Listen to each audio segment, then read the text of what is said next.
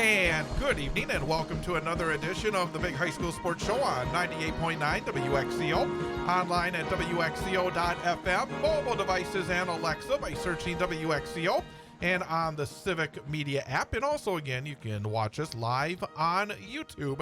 Go to youtube.com and the 98.9 WXCO channel. Coming up here in the next 2 hours, we will be talking about what happened in Week 2 of the high school football season. Look ahead to Week 3's action. Plus, our guests will be joined by Tomahawk head football coach Dewey Reilly at 6:30. I think it was probably one of the bigger wins Tomahawk has had in a while to have a program like Wittenberg-Burnham would come into town. Yeah, that was probably one of the most surprising ones last Friday as we watched, or Thursday, watching the scores come through last weekend. I saw a score early, said 13-0 Whitburn, so I thought, Whitburn's on their way, and then got home and saw, Tomahawk won it. So Whitburn had a great win week 1, yes, so I kind of figured they had righted their ship and were good to go. So we'll talk to Tomahawk football coach Dewey Reilly at 6:30. And then at 7:06, it's our student at the guest, Newman Catholic senior quarterback and defensive back Quincy Fender. Talk about his bounce back after just playing 2.5 quarters a year ago. Off to a really good start for a Newman team that's off to a good start, and they have a significant game coming up against Alman Bancroft Friday night as well. So those are our guests, and a lot to talk about. You heard the voice of Jason Foster, the former Wausau West High School head football coach. And let's jump right into last week's action. We'll start with the Wausau West Warriors. Again, a game that I had last Thursday right here on 98.9 WXCO. It was tight for much of the game, but in the end, Hudson wins 30-14 over the Warriors. Hudson now 2-0, West 1-1. Joe Gravine, 11-14, 131 yards, a touchdown and two picks for West. West could not get the rush game going last week. 42 yards on 28 attempts. Tegan Rasmus had an interception return for a touchdown.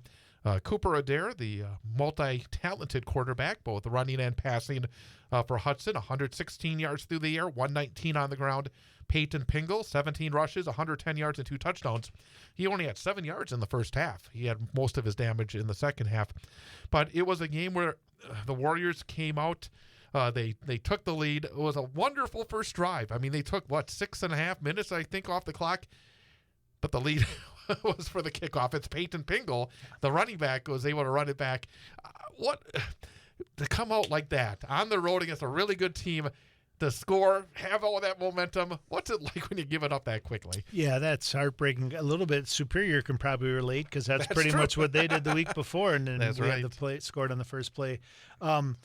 It was eerily similar to the Everest game last year, where we had that really nice drive to start the game and had the backup quarterback in. But this drive, I mean, I thought maybe it was an omen because they were behind the sticks so much. Penalty. I mean, the big third down conversions, just one after another. Yeah. Seemed like they had figured something out early with the way they were moving the quarterback around and completing those passes on third and long. But at the end of the day, Hudson's just a little bit bigger, faster, and stronger. I think it was a struggle to get that rush game going for the Warriors. Watching Hudson play Eau Claire Memorial the week before, it seemed like Eau Claire Memorial was functional in their run game. They didn't have a lot more yards at the end of the game, but they seemed to set themselves up better on first down with those 3-4 yard runs, and we just couldn't ever get those 3, 4, 5, 6 yard runs that I think opens the playbook up a little bit and allows you to do some different things. So much of the night, Hudson was able to pin their ears back, and it was a tough night for Joe Gravine. And I thought one of the differences between Memorial and Wausau West when it came to the run game is Memorial did not hurt themselves the same way the Warriors did with penalties. And I think that added, you talk about being behind the sticks. Yep. And that led to a lot of ears being pinned back, a lot of hard shots against Joe Gravine, who I thought stood in very well against great pressure. And he took some really tough shots in that game. But the penalties, I think, is something West will have to clean up starting this week. Yeah, definitely. Those little things. One thing I heard from a couple of the players when I talked to them this week, and I guess I don't necessarily know, but they talked a lot about how loud it was at the game. Like, even that, these aren't excuses, or at least one that a head coach is going to listen to. I didn't think they could hear the Hudson announcers down on the field. That's a good point. But I think they said even in the huddle, it was hard to kind of hear what plays. So I think that's what it was. But either way, if that's the case, then you got to clean that up. So I'm sure that they spent a lot of time on that this week, figuring out how to be more efficient and fewer unforced errors. It was not a good Thursday for the Wisconsin Valley Conference. I think it's fair to say And I think the game that was probably the one that kind of jumped out the most was at Steam Stadium, where River Falls, making an early stake at being a team to keep a very close eye on, went over there and sort of turned it around from last year, where Everest went over to River Falls, ran it down their throats in a big win. But this time it was River Falls just running it up and down the field, 54-21 over the Evergreens. For DC Everest, Jake Stasiak was 16 of 32 for 209 yards and a couple of touchdowns. Xavier Edwards continues to put up good early season numbers, 7 catches, 107 yards, and 2 scores. Corbin Enzenroth had 22 rushes for 74 yards and a score. But, boy, the offense for River Falls was good. Tino Massa, 20 of 25, 287 yards, 2 touchdowns.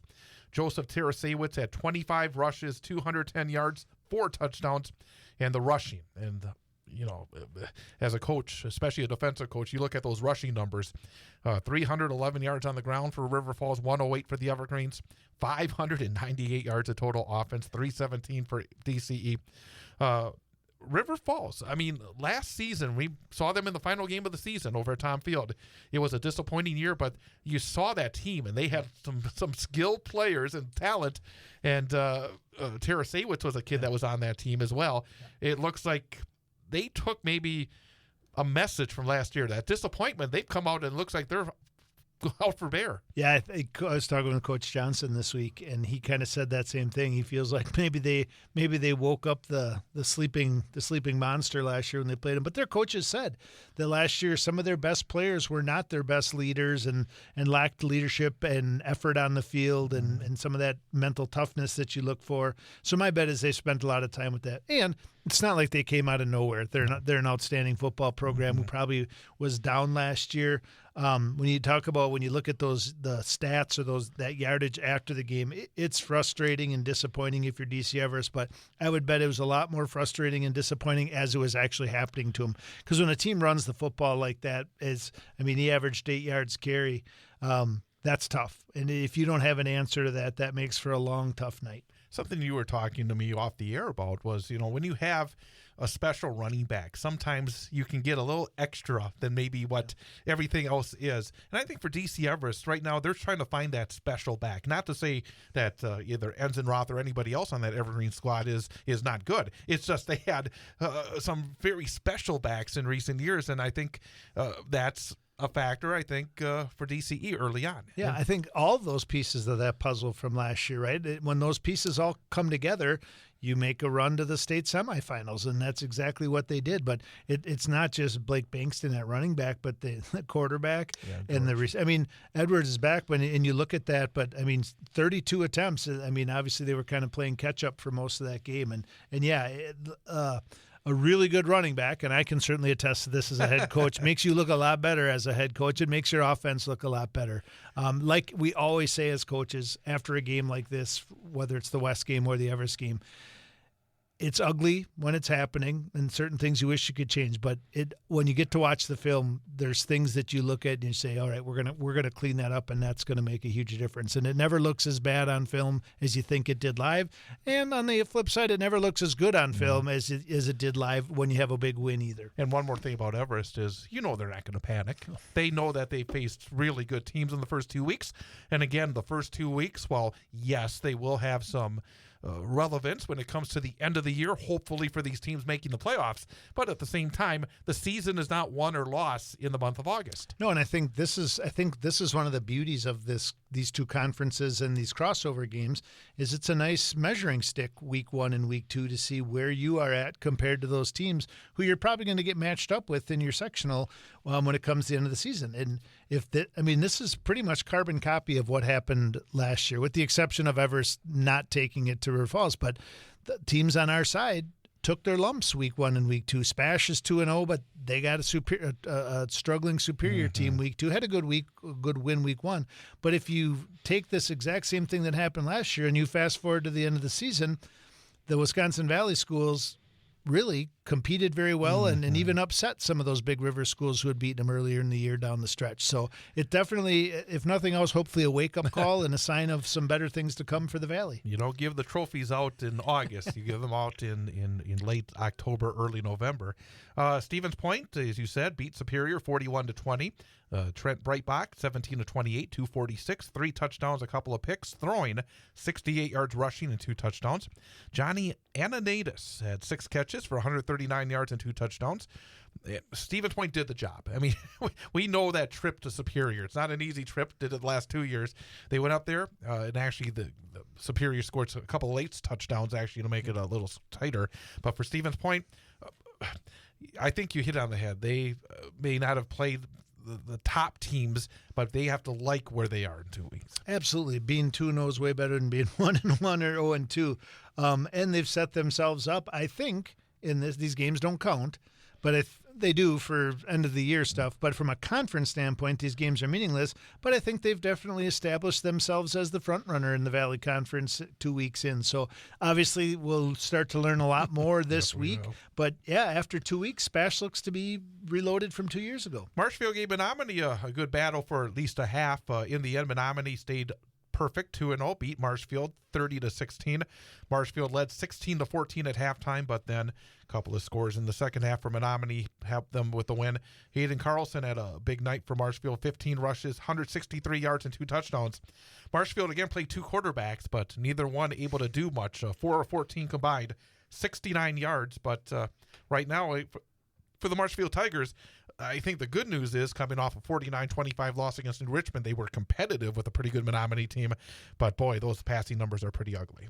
Yeah, you know, the old saying is when you have 2 quarterbacks, you really have no quarterbacks, and that appears to maybe be the case. Right. And ultimately, just offensive efficiency. I don't know how they scored their 16 in the first half, but 16 for the game. I know Coach Gadel's offenses in the past have been much more high-powered than that, so kind of a little bit of a trend from where they were last year, struggling to score points, but it'll be interesting to see how they look in the conference.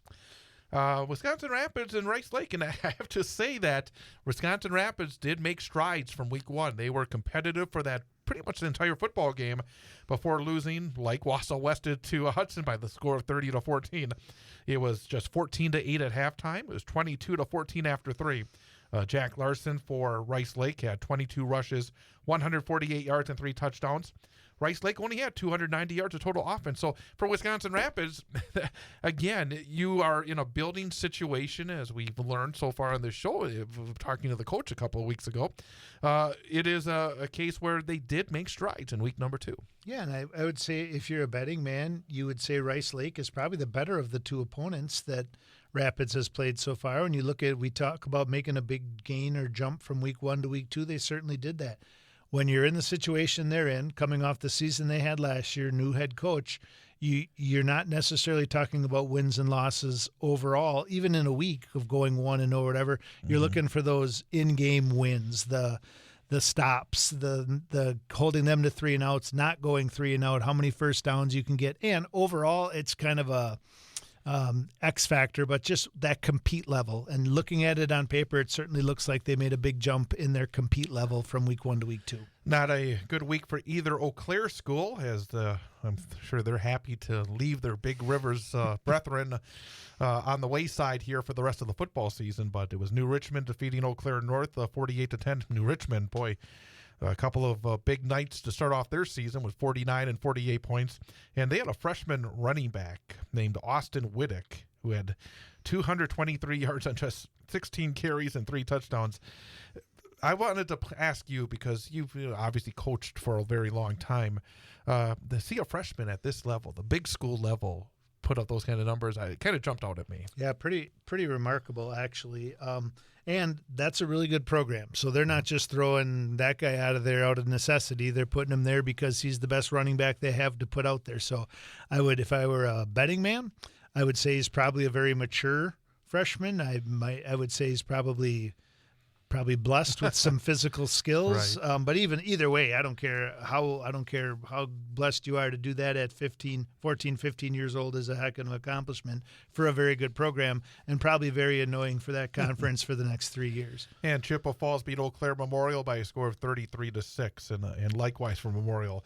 I do think, and again, watching them against Hudson, and first week can be sometimes a little misleading at times, but it still did look like a better football program. And I'm curious to see these Eau Claire schools, because coming in, I thought North may be a little bit better than Memorial, but Memorial, I think, again, watching them against Hudson shows some signs of life. But both sides, they need a win. Yep, for sure. And I think when I look at what I've seen of those two teams on film at this point is that it does appear that on paper, Eau Claire North is probably the better football team when you look at the returning athletes that they have and how they've moved in different positions. Watching Eau Claire Memorial play in particular against Hudson, they look like they might be a little further ahead as far as execution goes, offensive and defensively. Great Northern Conference, and Wausau East played a good Lacrosse Logan team. It was a game that went down to the wire, but in the end, Logan, with a late score, defeated East by a score of 29-21.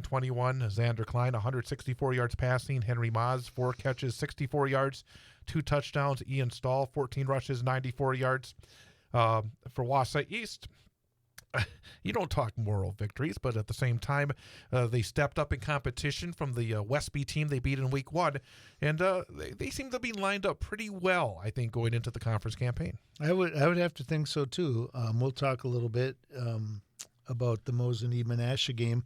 I think based on week 1 that Mosinee probably, I would have to think, maybe the front runner right now, both being 1-1, all things being equal. But it's a good matchup for Wausau East. I give them credit for playing a team like Lacrosse Logan, who's probably a D2 school, and not only playing them this year, but having a much higher level of compete than they did the year before when they went down there on that stormy Thursday or Friday night. So Merrill earned a comeback win, and they have to be a little nervous because they had lost badly last week. They went to halftime down 14 points last week, but then rallied past Crandon 30-20.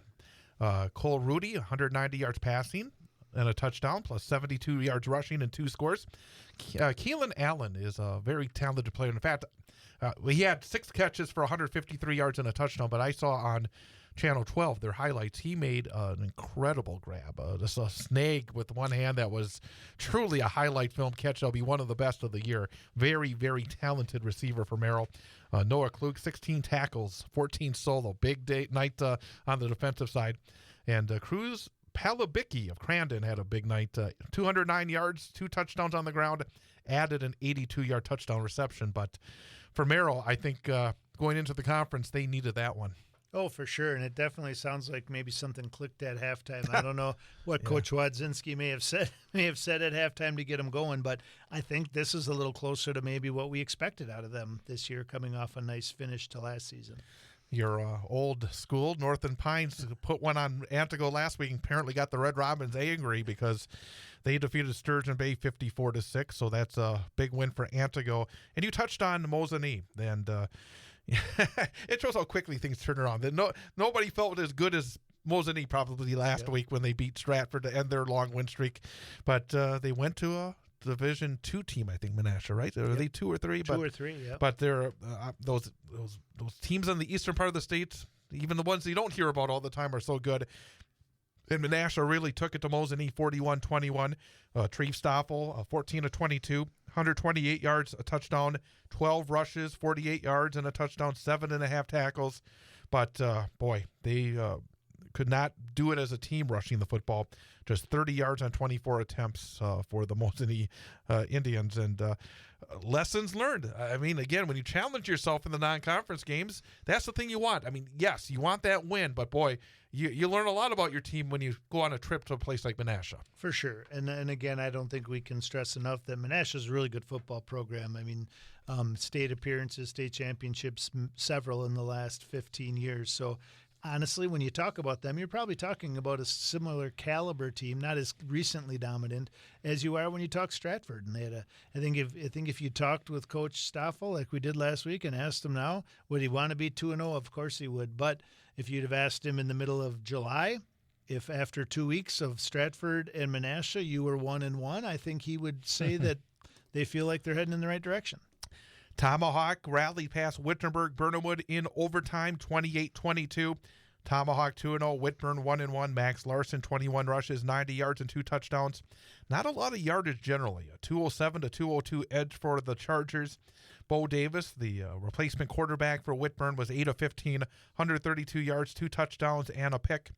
It sounded like an old-fashioned Friday night slugfest. Actually, the 28-22 score not really indicative of what it looks like the defenses were able to accomplish. Yeah, and obviously we talk a lot on this show about Wittenberg-Burnhamwood and where they've been in the recent years and kind of where their big injury this year, but had a really nice showing in week 1. So like you had said earlier, that Tomahawk to be 2-0, obviously, Crandon wasn't a world beater week 1, but this is a great win for them heading into the conference and looking at where these other teams are at this point and the struggles that they've had or maybe aren't where they were hoping to be. I think Tomahawk can walk into this conference season feeling pretty good. And the other games, I'm going to go through them rather quickly. Rhinelander beat Hayward 34-22. Lakeland now 2-0. They shut down Ashland 14-0. And Medford, again, struggles against another good team, falling to Onalaska 36-0. So, obviously for Lakeland, a good start. For Medford, not such a good start. And Rhinelander gets back on the winning track. Yeah, so I think it'll be interesting as we get into conference now to see where does Medford actually fit in, right? Like maybe they're probably not the favorite anymore, but how far have they slid down with their young team? Let's go into the CWC for a few minutes before we have our first guest. Quite a game in Marathon last week. Auburndale 14, Marathon 12. Nathan Van Wy of Auburndale, 121 yards and a touchdown. True Thurs, 10 of 16, 117, 2 interceptions. Garrett Bracewell, 7 catches, 98 yards. Marathon had a edge in the yardage, 259 to 199, but a late field goal that was blocked. The Marathon had a chance to win it, but could not get it through. But Auburndale continues to impress. But Marathon, as we've talked about, I think is a team that's better than they were the last couple of years. Definitely. I think the change in scenery, right? New coach. Obviously, Truthers being healthy helps that team a lot. But as you look at the consistent names now, we've talked about Garrett Bracewell a lot last year, that what Truthers being the kind of the dual threat at quarterback and have a great receiver like that. Having the advantage in yards and giving yourself an opportunity to win at the end of the game, it's kind of where you want to be as a coach. Edgar beat Stratford 14-0. It could be 2025, but when those teams get together, we're back to 1975. Exactly. It's going to be tough. It's going to be defensive. Maverick Butt had 18 rushes, 126 yards and a touchdown. Graham Strite, 2 catches, 80 yards for Edgar. Colton Hopp, 10 rushes, 50 yards. Just 14 yards on 3 completions for the Stratford pass game. Just 167 yards allowed by the Edgar defense. That's a big win on the road, no less, for Edgar. Yeah, that is the stuff that. What is Jerry at 400 or 600 and whatever wins? That's the stuff those wins are made of right there. I mean, a lot of talk about state championships. When you talk high school football, you always think high-powered offenses and all those things. But what makes Edgar so outstanding is their defense over the course of time. And this was an outstanding defensive effort by them. And they just obviously Stratford is no slouch. They graduated after 3 years of absolute dominance, turned a lot of guys over, new coach. So I think this might have been somewhat the direction people might have thought this game would go. But I think it definitely speaks to where Edgar's at and the tough road that anybody who gets in their way is going to have moving forward. As they move into conference, I would imagine there's not a lot of teams very excited about that matchup. Abbotsford beat Colby 27-14. I was a little surprised based on what Colby did in week 1 and what happened to Abbotsford in week 1. But Abbotsford got that run game going again with 333 yards on 32 attempts, 220 yards and 3 touchdowns on just 12 attempts for Chase Boulder. So Abbotsford did it the way they did it, but boy, that's a big win after what happened the week before in what I thought was a surprising home loss against Loyal Greenwood. Absolutely, and you just wonder what maybe happened in that game as far as numbers match up, who eligibility, that sort of thing. But it was I was pleased to see this score on Friday night when I watched it, because it appears as though Abbotsford is heading back in the direction where they've been the last few years, being able to run run the ball really well and have success doing it. Wyowega Fremont, again, a program that's been on the uptick the last couple of years. A nice win at Iola Scandinavia, 36-14 to go to 2-0 on the season. They had 269 yards on 33 rushes as a team, really spread out. Leader was Dawson Lind with 88, and they held the Iola Scandinavia rush game to only 42 yards on 29 attempts. But Wyowega Fremont kind of hangs around in that very tough conference, and they've done some good things. And they probably looked at the scores Friday night and saw Wittenberg-Burnhamwood taking the loss, and because that's where they are as a program. They're looking to take that next step and either knock off Wittenberg-Burnhamwood or Amherst. So maybe that door cracked open a little bit. A big win for Spencer Columbus, 49-34 over Pittsville. And Jack Haper set a state record. This is a record, 441 yards on 33 rushes, 7 touchdowns for Spencer Columbus. Dawson Luther, 12 of 22, 156, a touchdown, 15 rushes for 98 yards and a touchdown as well for Pittsville. But Haper and 441, a record. Unbelievable. That's a season's worth there. Well, I was going to say, it's a season's worth, and I think about some of the outstanding running backs I've had on teams I've had and gone up against, probably more so gone up against, and to think that there's a record like that that's still getting broken on an average Friday night is pretty remarkable. Loyal Greenwood, he said, maybe this is a team that's much better than they were a year ago because they had that win over Abbotsford on the road last week, and they dominated Neillsville Granton, who had won last week, winning 50-0, and Amherst 35-8 over Winnebago Lutheran. I can't say I know a lot about Winnebago Lutheran, but it does look like with the first 2 games, Amherst is off to a very solid start. It looks like, and again, in this conference, could definitely be in the mix near the top. Yeah, it was kind of remiss earlier when I talked about Wittenberg-Burnhamwood losing, but this conference, seeing Stratford coming in at 0-2 is probably interesting, in particular for a team like Amherst. And then finally, the Merrillwood CWC. Most of the teams were in those crossovers with the CWC large, but Pacelli lost to Parkview Albany 32-6 to drop the 1-1 on the season. Bryce Flaker, 14 rushes, 56 yards. Jake Williams also 56 yards on the ground for Pacelli. And Assumption lost to Pepin Alma 36-0. Royals are now 0-2. Wiley Cornwell, 14 carries, 78 yards as well for the Royals. We'll talk about what happened in 8-player football and look ahead to week number 3 a little bit later in the show. But coming up in our next couple of segments, it will be our guest for this week. Near the top of the hour, there'll be Quincy Fender, our student-athlete guest, the Newman Catholic senior. And coming up in 1 minute, we'll talk to Tomahawk head football coach Dewey Reilly after that massive win for his Hatchets over the Wittenberg-Burnhamwood Chargers in overtime last week. That's coming up next here on the Big High School Sports Show on 98.9 WXCO. On Friday night, it's the home opener for the Wausau West High School football team. The Warriors will play host to Eau Claire North at Tom Field. Hear all the exciting action live on 98.9 WXCO, online at WXCO.FM. Mobile devices and Alexa by searching WXCO and on the Civic Media app. Coverage begins with the pregame show at 6:35 and the opening kickoff at 7 p.m. Wausau West football on 98.9 WXCO is brought to you by Sun Printing, the Wausau West Athletic Department, Wisconsin Valley Flag Football, Featherstone Cabinetry, the Wausau West Gridiron Club. It's Wausau West playing host to Eau Claire North in high school football. Friday night, starting with the pregame show at 6:35, opening kickoff at 7 on your home for Wausau West sports. 98.9 WXCO, online at WXCO.FM. Mobile devices and Alexa by searching WXCO and on the Civic Media app.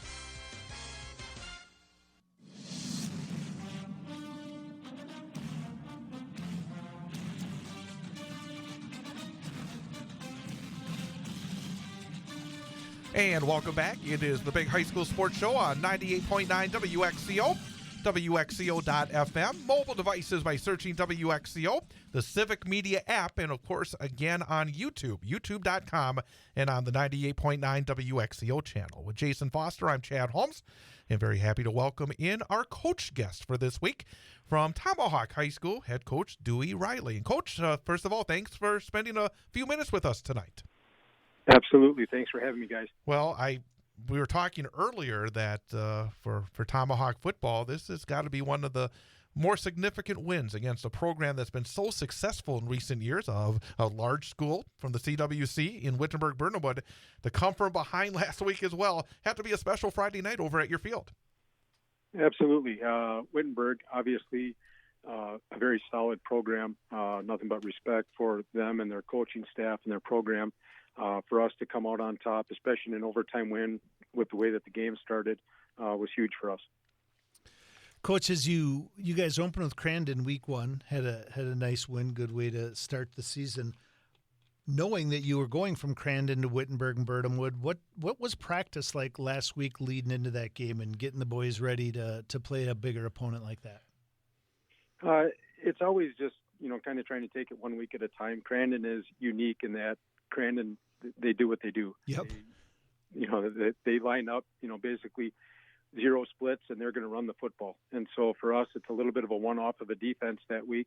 And so then you get into Wittenberg, which is, dynamic in what they do.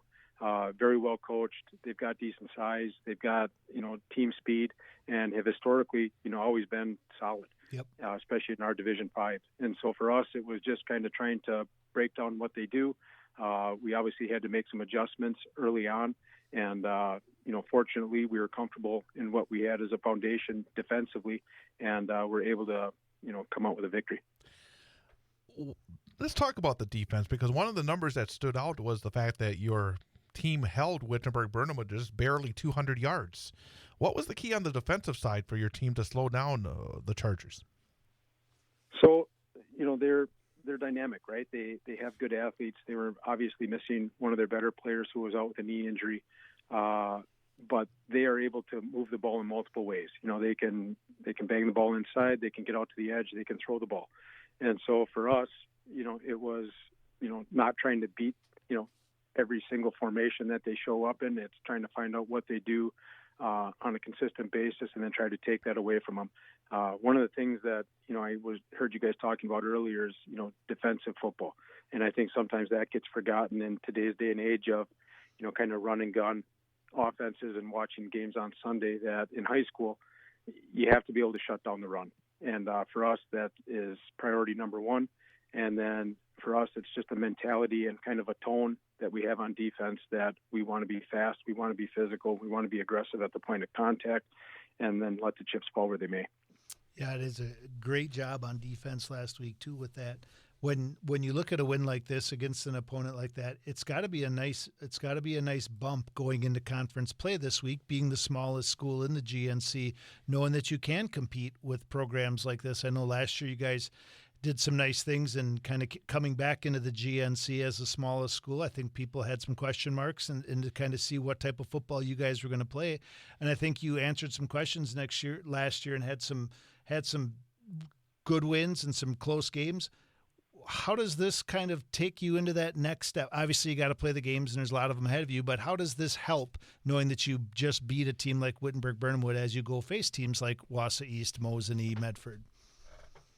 I think the biggest help is internally, with our own program and our own kids that, we start to believe. And we're telling these kids that, yes, we're a small school, but we have talented kids. We have kids that have done a lot in the off season. And so we may not always, on paper look as big as some of these other teams.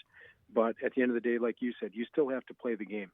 And win, lose, or draw, teams come away knowing that they played a tough Tomahawk team. And for us, it's always having that little bit of a chip on our shoulder, knowing that we have to be above and beyond fast. We have to be above and beyond physical. And to come out finally, after all the overtime games that we've had in the last several years, to come out on top against a quality program, I think is affirmation, not just for the kids, but for our staff, our community, everything else, that when we line up, we're going to give you a game. And I think that the kids are, especially after last year and this big win on Friday, are truly buying into that. Again, we're talking to Dewey Reilly, the head football coach at Tomahawk High School here on 98.9 WXCO and the Big High School Sports Show. Continuing along the line on that mentality to fall behind early, 13 points to a team like Wittenberg-Birnhamwood. That had to show you and your coaches something early in the season, didn't it? Absolutely. It's kind of one of our mantras is just, being resilient.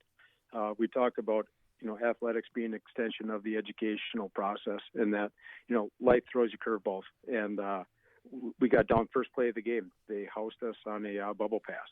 And in years past, that may have been the nail in our coffin early. These kids have been consistently showing and buying into the fact of, be resilient, bend but don't break. There's a lot of game left. And that's probably the biggest thing that I'm proud of with this group is that, we were not pointing fingers on the sidelines. Nobody got down. Even when they scored the second time, we just basically stuck with our business, stuck with our scheme, made little adjustments, and then slowly started to grind away on them. Love it. Knowing that you guys are the smallest school, not to keep beating on that, but knowing the success you've had in hockey as well. Like, is there a lot of these kids who play both? I mean, does that help too, that these kids are working together, playing together, kind of have a similar mindset in both sports, the physicality, the compete level? Do you see that being a benefit for you guys?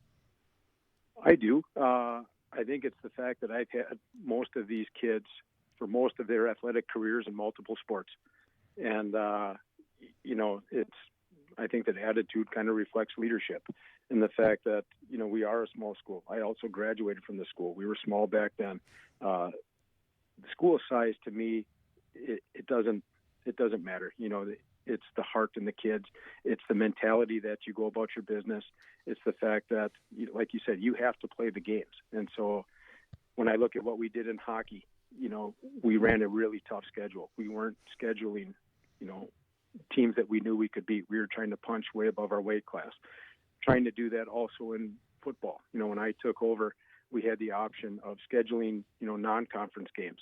I asked for us to change some games up and get us the toughest opponents we could find, Wittenberg being one of them. They've historically, been good. They still are good. And so for us, it's an iron sharpens iron type of mentality. We know that we're going to have to show up week in and week out, especially in our conference. And for us, it's always, if you underestimate us, that's good for us. We talked a bit about the defense. What about the offense? What's been working? Who are some of the kids that have been key components to what you've been able to accomplish in the first couple of weeks?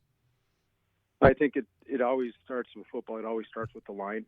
And so, we are not overly deep at our line position. And so, especially coming into this year after graduating a couple kids, we had to convert some guys that don't typically look like offensive linemen. But me knowing them personally, who they are and, their strengths, going to those kids and saying, hey, this is what we need you to do this year. And to the man, it was, yes, coach, I'll do whatever you need me to do, which as a coach, how could you not love that? And so those guys up front have been obviously productive when you look at how we've been rushing the ball. We've kind of been running the ball by committee with whoever's got kind of the hot hand that night has been getting more touches, which is, I think, what most coaches would do. So when you look at, the Max Larsons, the Rex Reillys, the Tegan Saracens running the ball, we're no longer a one-trick pony when it comes to that. And then converting Cash Olson from kind of a wide receiver running back to a quarterback and started him as a true freshman, getting that year under his belt, watching him grow and develop as an athlete and as a quarterback has been awesome. And it also gives us that kind of second facet of the game, and we are able to throw the ball. Coach, based on the things you just said, what I'm hearing a lot is there's a lot of selflessness on your team, guys willing to change positions, obviously going from skilled positions to linemen, guys sharing carries in the running back room and doing that. Tell me about what you guys, kind of the other stuff, not necessarily the X and O's. What are some of the things your program does to prepare these kids for those types of things, to be good leaders, to be selfless, to be great teammates? We use the phrase, what we do in the dark shines in the light. I know it's cliche and probably a lot of guys use it, but it is true. What we do away from Friday nights, I think is a reflection of the type of kids that we have. These kids work really hard. It has been a culture change that we've had where, instead of having, the 3 or 4 guys showing up over the summer and working hard, we average, for a team of 43 kids, we average, between 20 and 30 kids showing up on days that are not mandatory. And when you see those guys, bonding over the summer, bonding over other sports, they're in the weight room together, they're pushing each other. That's when you really start to see changes in high school athletics where they have commitment, they have buy-in. And like you said, when they're playing as much for themselves as they are for each other, you get something special. And, in my third year here, this is, I've had good locker rooms. This one is kind of special in that we have some great senior leadership. We've got some younger guys who know what the expectations of mine are. They now know what the expectations of those senior leaders are. And it's trickling down into our program. And obviously, our performance is reflecting that. Let's talk about your conference. Great Northern is always such a very competitive conference, and in the first 2 weeks of non-conference activity, pretty much everybody's done something well.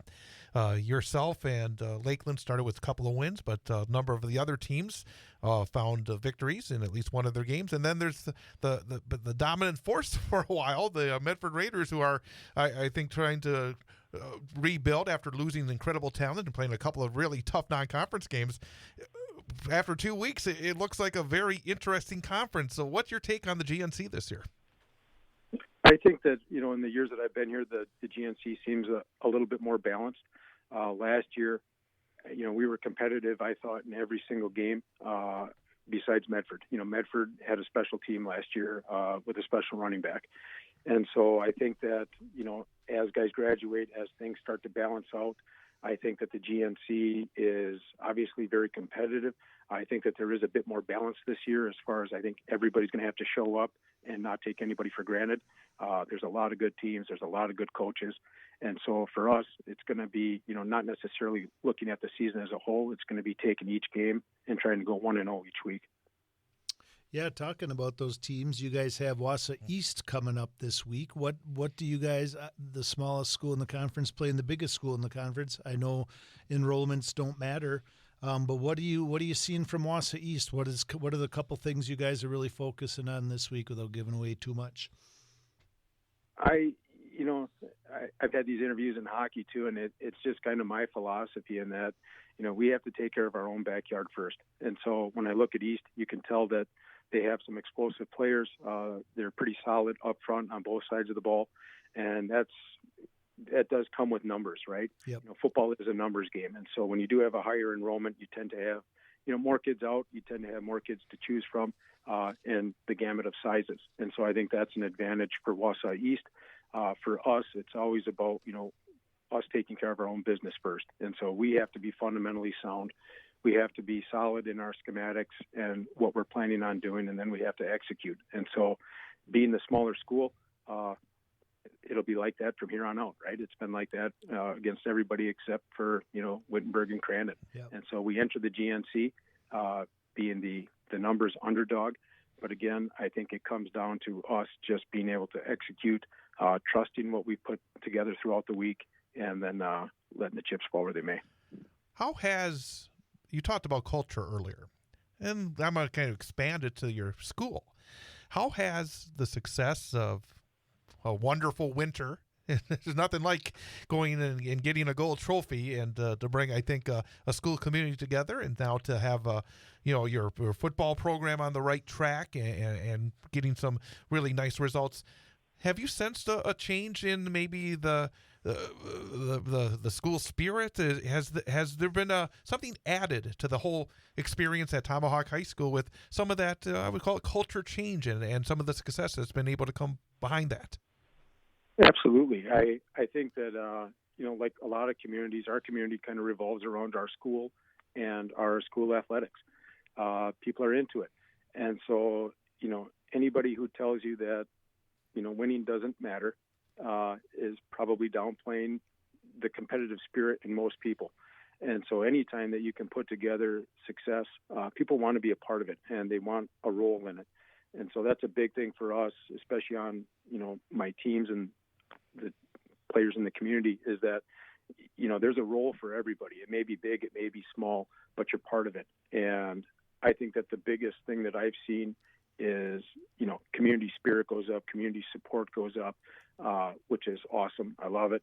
But the biggest thing that I've seen is within our athletes, when you're being successful, they tend to listen to you a little bit more and have those aha moments, stressing that you have to be doing more. You have to be working out. You have to, try to be a multi-sport athlete, especially in a town like Tomahawk, where we don't have the number of kids that other teams in our conference do.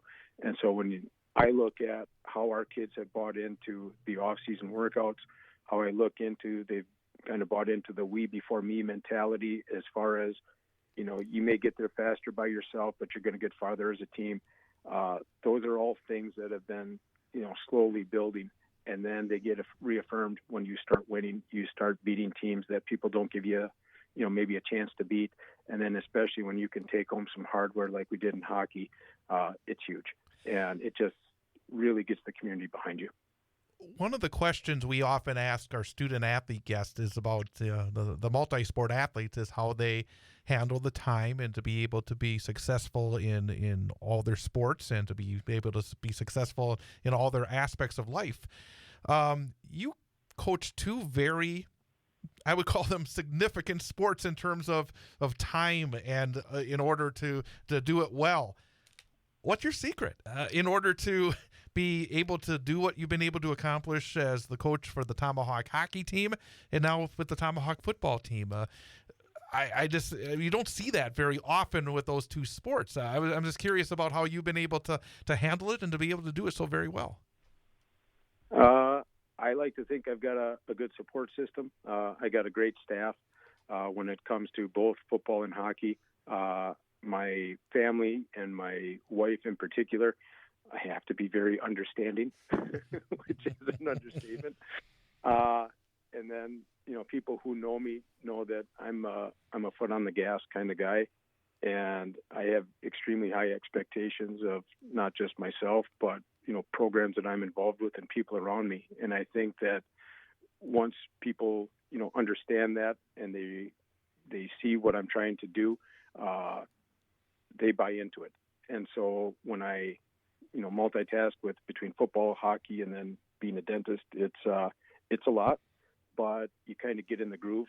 And I'm very, very fortunate to have the support of my athletic director and Ryan Flynn and my superintendent in Wendell Quisenberry, where when I took over and kind of gave them my game plan of what I thought we were capable of doing, and this is the direction that I want to go, they've been extremely supportive, and I wouldn't be able to do it without, like I said, that network and that support behind us. Coach Foster, anything you would like to ask before we wrap it up? No, I just want to comment and say I love a lot of the things you said that you guys are doing, in particular when you talked about how athletics are an extension of the classroom. And I think what a great opportunity the student athletes at Tomahawk have to have a guy like you coaching two of those major sports, and then also encouraging those kids to be multiple sport athletes and doing that. So congratulations on a phenomenal start to the season. I can't wait to see how you guys roll through the Great Northern this year. Me too, and thank you. You bet. And thank you, Coach Reilly. Dewey Reilly, head coach of the Tomahawk Hatchets. Again, 2-0 start, and of course, still in the glow of a incredible hockey season that brought a state championship to Tomahawk last year. And again, thanks, Coach, and we'll talk again sometime soon, I hope. Absolutely. Thank you guys for having me. Absolutely.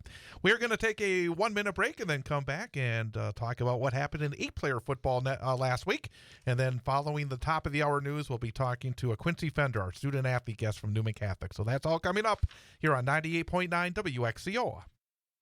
On Friday night, it's a Central Wisconsin 8-player football showdown as the Newman Catholic Cardinals travel to Elman Bancroft to take on the Eagles. Hear all the exciting action live on the Sports 2 stream of WXCO.FM and on the Civic Media app, starting with the pregame show at 6:35 and the opening kickoff at 7 p.m. The game will also air on a tape delay basis after the Wausau West game on 98.9 WXCO. Newman Catholic High School football on 98.9 WXCO is brought to you by Sun Printing, the Newman Catholic Athletic Booster Club, and Wisconsin Valley Flag Football. It's Newman Catholic at Elman Bancroft in 8-player football. Friday night, starting with pregame show at 6:35 and the opening kickoff at 7, live on the Sports 2 stream of WXCO.FM and on the Civic Media app, and also on tape delay following the Wausau West game on 98.9 WXCO.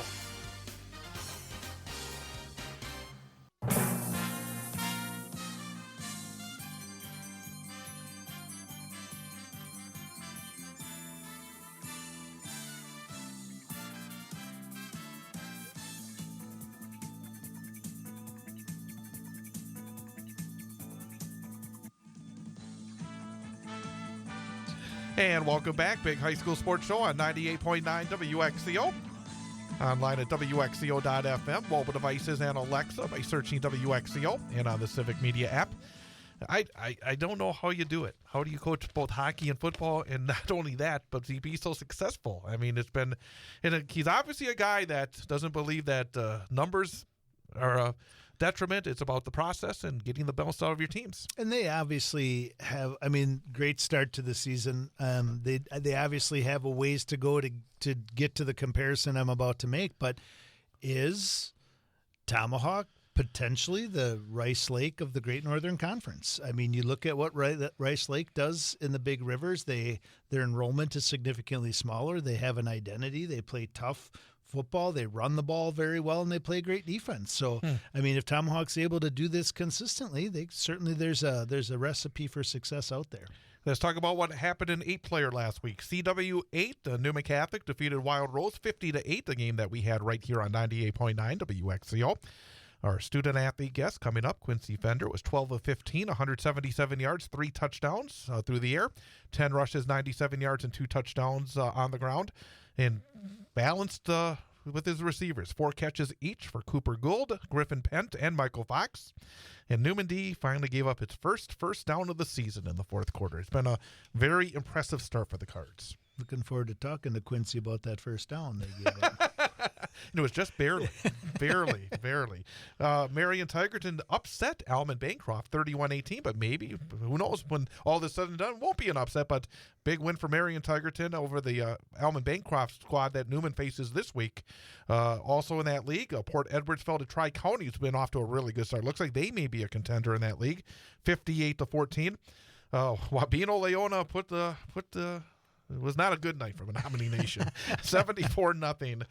Menominee did receive a forfeit against Boulder Gresham, so I guess they got something out of it. So it really doesn't, I guess, count as a loss.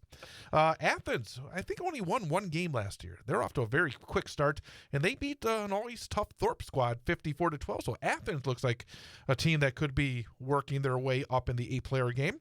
You have Prentice defeating South Shore 44-7, and Shawamigan, Butternut, Mercer. When you have 3 schools, you should be successful. 50-0 over Winter Birchwood. And then in the North Central 8, McDonald, 66-0 over Clayton. Gilman, 49-0 over Rib Lake.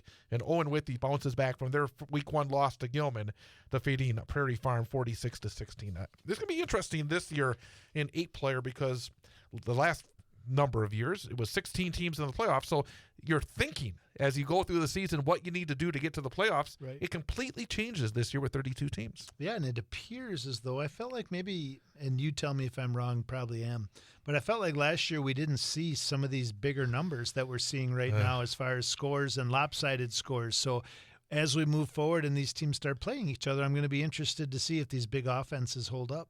No, you're exactly right. And boy, I just as a person that loves high school sports and loves high school football, there's a little pain when you see those kind of scores, isn't there? Yeah, those are because tough. you feel for the kids. I feel for any kid that goes through a situation like that. Yep, and you don't know, like when you look at the different teams, and we've talked about this over the years of how you get to 8-man football, right? Whether it's your overall enrollment at your school is down, whether it's your enrollment and participation numbers are down, whatever the case may be. But 8-man has offered a lot of teams opportunities who probably wouldn't ordinarily have them. So however they got to having that team and that program, when you see them getting beat 74-0, even though you got the forfeit win, but the 44-7, 66-0, 49-0. Those are tough games to prepare for. Those are tough games to play, and they're tough games to pull a lot out of from a how do you get better for next week type of thing. How as a coach, because you've not too many, but we've had a couple where it's like, when you have to hit the play button. How hard is that? Well, yeah, exactly. And then you start dealing with the kids who work really hard all off season to want to play, and you don't want them in the game anymore for injury or to run things up. So those are all challenging situations on both sides of the ball. News update at the top of the hour, and then Quincy Fender, our student athlete guest, coming up here on the Big High School Sports Show.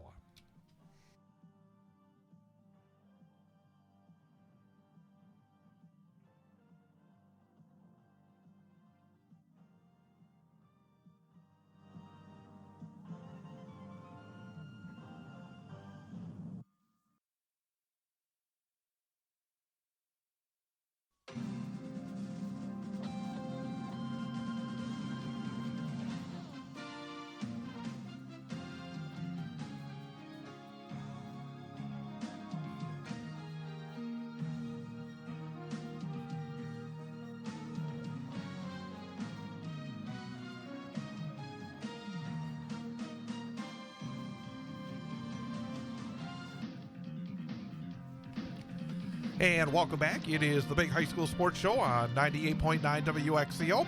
Online at WXCO.FM, mobile devices, and Alexa by searching WXCO, and on the Civic Media app. And again, you can also get the show each week on YouTube. Go to youtube.com and on the 98.9 WXCO channel on YouTube to be able to watch the show as you listen to it as well. With former Wausau West High School head football coach Jason Foster, I am Chad Holmes, and time now for our student athlete guest for this week, and from Newman Catholic High School senior. It seems like you've been around there for a long time, but finally a senior, Quincy Fender, member of the football team, member of the boys basketball team, and member of the baseball team as well. And Quincy, glad to have you back.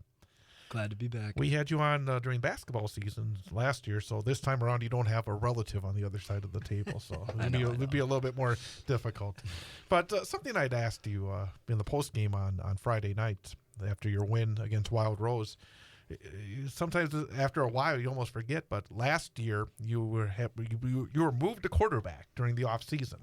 You went through the summertime playing quarterback, and then you came out and had a wonderful first 2.5 quarters in the season opener against Phillips, right? It was Phillips. And then you had a significant injury. You were out for the rest of the year, then returned during the basketball year. What's it been like now to have a little bit more time at the quarterback position? Because that's not an easy transition to move from receiver to quarterback. How much more comfortable do you feel now after going through the offseason, going through practices, scrimmage, and now a couple of games than you were even after that great start last season? Yeah, I'm a lot more confident just with the little things. Obviously, throwing motion, coach helped me with a lot. All the footwork, all the plays, that's what I really needed to work on, being confident in the huddle. So all the time that I've had at practice with coach, with my teammates, it's helped me get to the confidence I have now. There was a new WIA rule this offseason that kind of gave unlimited contact. Did Coach Micklig take advantage of that? Did you guys do a little bit more in the summer than maybe you would have done in years past? I mean, we went outside for routes a lot more. We kind of did that in the past. We didn't have any practices, anything like that. But we did still have our football camp, and we did a little bit more at that with the contact, obviously, so we could do a lot more at those camps. So we did that the week and the end of summer. Talking to Coach between week one, your 33-0 win over Florence, and then week two, the 50-8 win against Wild Rose, he, I think, felt a lot better about the offensive performance, that he took major strides forward. How did you look at the difference for your offense between week one and week two? Yeah, I think Florence, we just didn't execute as well as we could have. And obviously that's the plays, those are on me. All the little things, I think we could have done a better job. And going into week two against Wild Rose, I think we put most of it together. There's still going to be work to do, but we looked a lot better than we did week one. We talked about it a little bit before we went on the air. Talk a little bit about the atmosphere and the environment. Obviously, it wasn't a close game. You guys took care of business and had a great night. But brand new facilities, first home game, first time under the lights. What was that like? It was super cool for all of us. We were super grateful for the opportunity, and obviously the lights flickering with the touchdown, the lights on in general. When it got dark and the sunset over the hill, it was the best game I think I've ever played. Yeah, it's absolutely beautiful facilities over there. You guys are very fortunate. How important is Friday night lights to a high school athlete? It's the energy is there's a lot more energy than on Saturdays. We can put it that way. So, talk about your the other side of the football. You're not just on the offensive side; you're on the defensive side. Before we talk specifically about what you do on defense, I imagine for somebody that loves to compete, and we're going to talk about the fact that you're so involved in so many different sports, the opportunities that you get being a two-way player, being able to do so much. I imagine it's just fantastic to have the opportunities that you do have at Newman. Yeah, I'm grateful for the opportunity. Obviously, we have 8 players that start on offense and play on defense. So the 8 starters go back and forth, and I take every opportunity I can, whether it's on offense or defense. I'm just grateful that I can be out there playing. What's your strength on the defensive side of the football? What do you think you do best? Pass coverage for sure. Tackling. I've never wanted to hit crazy. I've never been a crazy hitter, but I mean, coach usually puts me on their best receiver each week, so I have fun guarding them. I think that's great, too, that knowing you had an injury last year, it would have been really easy to say you're just going to play quarterback this year and try to protect your save you. So I love that Coach Micklig turns you loose and lets you go out there and compete and get all those reps in. You talked about the 8 guys who kind of start on one side and go both ways. Who are the key players for the Newman Catholic Cardinals this year? Our line, I was going into the season a little skeptical. 3 players who've never played on the offensive line before. We've had a skill position go to center, and then obviously the 3 Pence, Griff, Damon, Everett. Griff's at receiver. But our line has been phenomenal to start the year, and that's a credit to them. And our skill positions, it's just our chemistry with Cooper at receiver, Michael at tight end, Griff at receiver, Tristan in the backfield. Our chemistry with the 6 seniors especially, it's helped us get to the point where we're at. What does it mean to have guys that are willing to go to the line? And because, I have my sheets here, all these numbers here, they're not linemen's numbers. I mean, I could easily, it would be nice to be able to say, hey, so-and-so had 50 snaps and was able to keep their defender out 50 times, but we don't have that. For a team, and you talk about chemistry and talk about, I think, culture, what does it mean to have guys that are more, not just saying, well, I'll do it if I have to do it, but actually grab a hold of that opportunity and become really good at the lineman position? What does that mean for the development of a team coming together at the start of a season?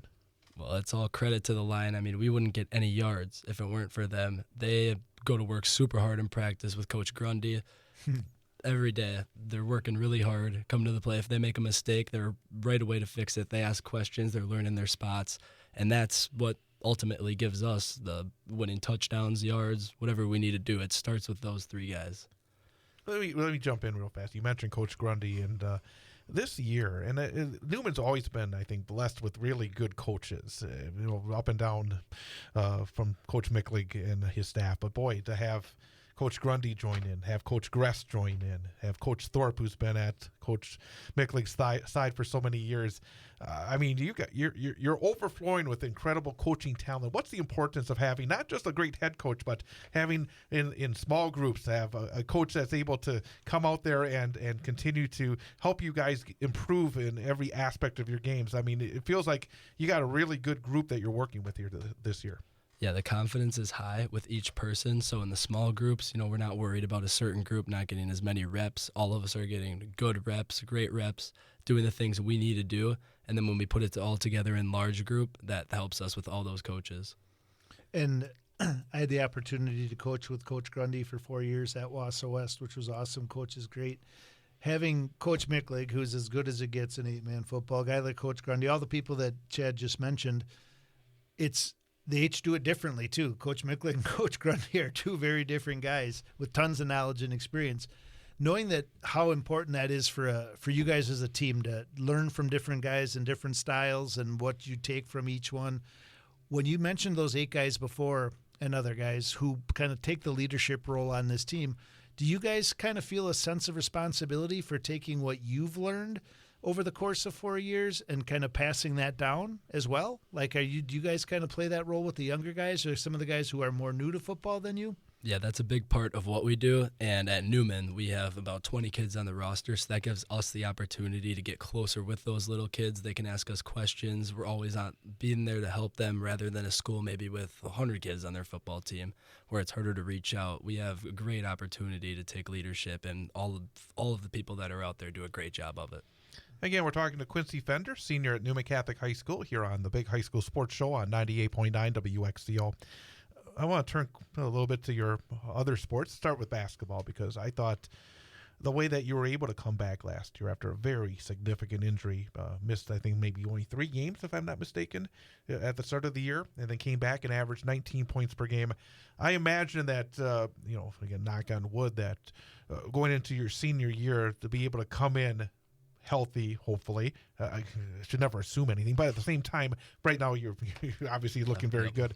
I imagine there's a lot of excitement going into the winter as well. You got a lot of work to do here in the fall, but with Coach Gress now back at the helm for the boys basketball program and some experience back for your group, it was not an easy year last year in terms of wins and losses, but there has to be a lot of excitement going into the winter as well. Yeah, I mean, we don't want to jump to anything. I but know.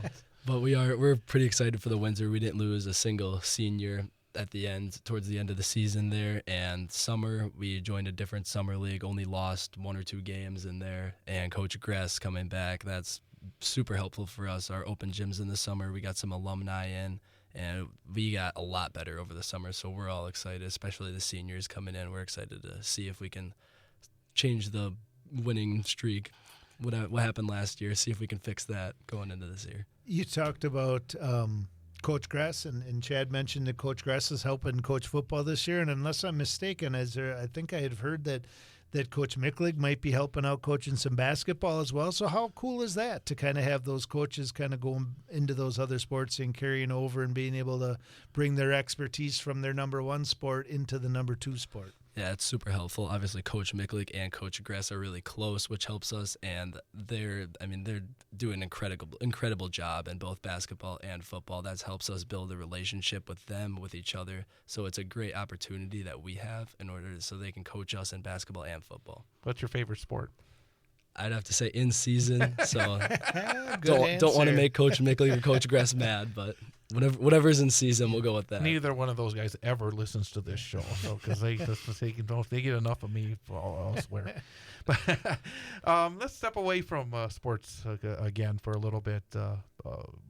When you're not involved in sports, when you're not studying, when you're not hanging out with friends, what do you like to do? Well, I guess hang out with friends is something you like to do outside of the work aspect of school and sports. What do you like to do outside of sports and school?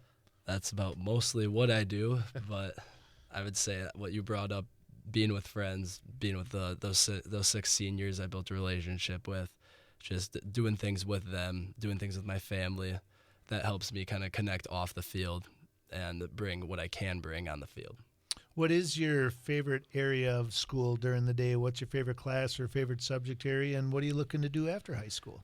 My anatomy class, definitely for science. I'm taking kind of a couple of those, and my goal right now, plan to kind of be a physical therapist, looking into that, kinesiology. So we'll see where that takes me. That's great. Are you hoping to continue your athletic career at the next level? Yeah, I'm hoping to continue basketball. I'm looking at a lot of colleges right now, going to a lot of camps, so we'll see how this season goes and then hopefully make a decision from there. What's that process like? It's always interesting when we talk to student athletes who are going through that process where you're trying to make your best decision, both in terms of your athletics, but also in terms of your academics and perhaps laying a foundation for the rest of your life.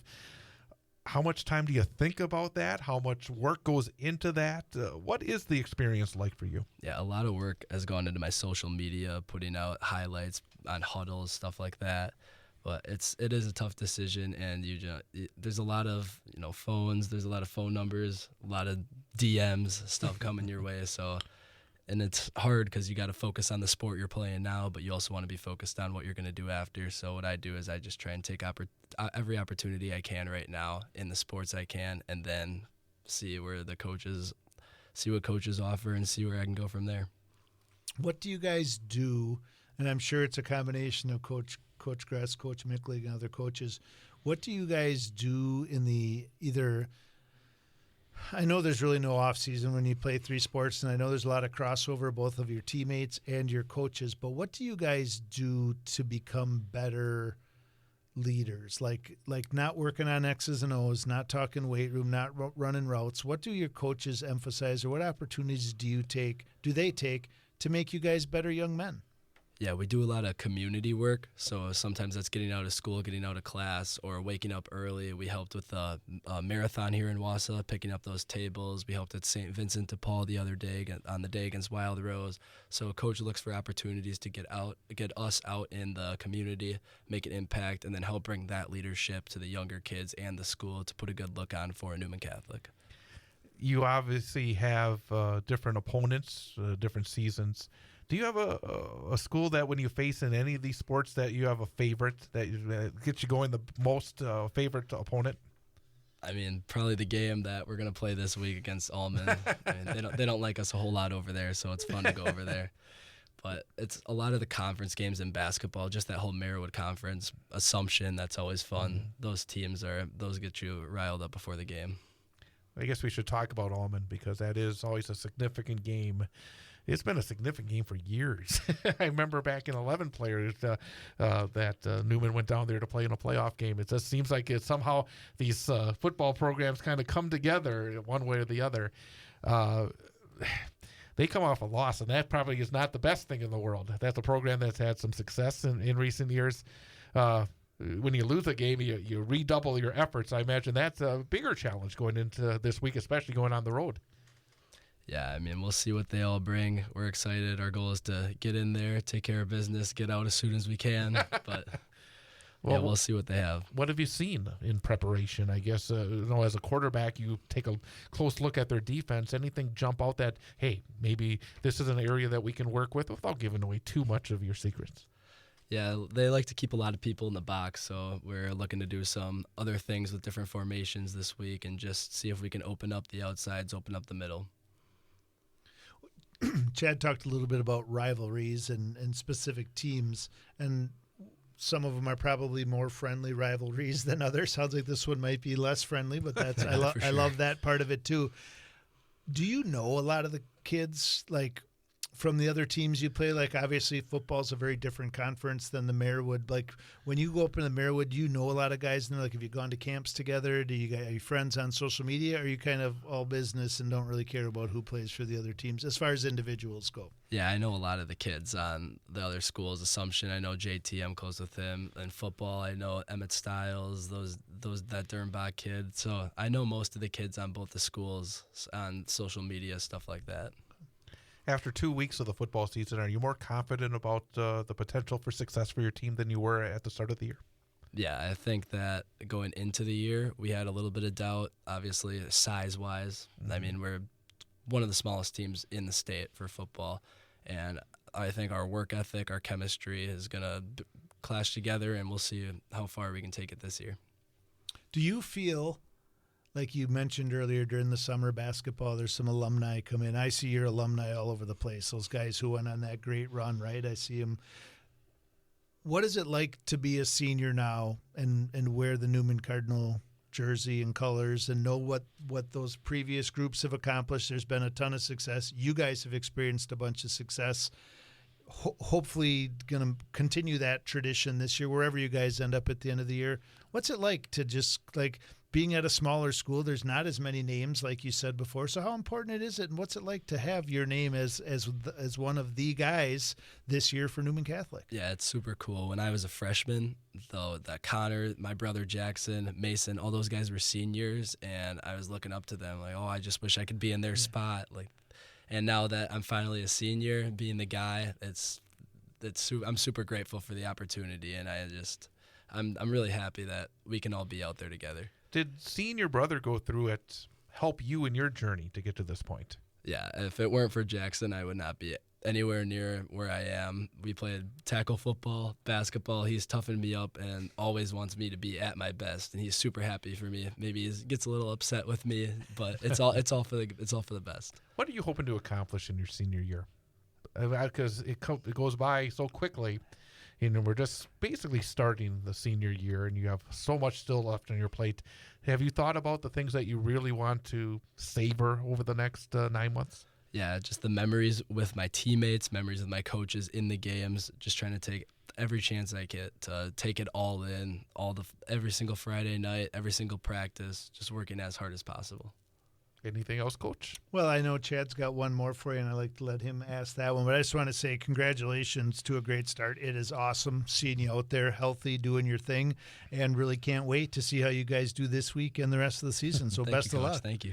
And you know the drill. Our final question involves, especially for seniors who are multi-sport seniors, it really fits what we try to accomplish with the final question. But based on your experiences, and you've had the ups and the downs in terms of health and everything else, based on what you've learned, if you could give a freshman just starting their journey at Newman Catholic involved in athletics, what piece of advice would you give that freshman? I would just say take every chance you get to work as hard as possible, because you don't know when your season's going to come to an end. Obviously, that was last year. You don't know when something's going to happen. So every shot you have, just attempt it with your best effort.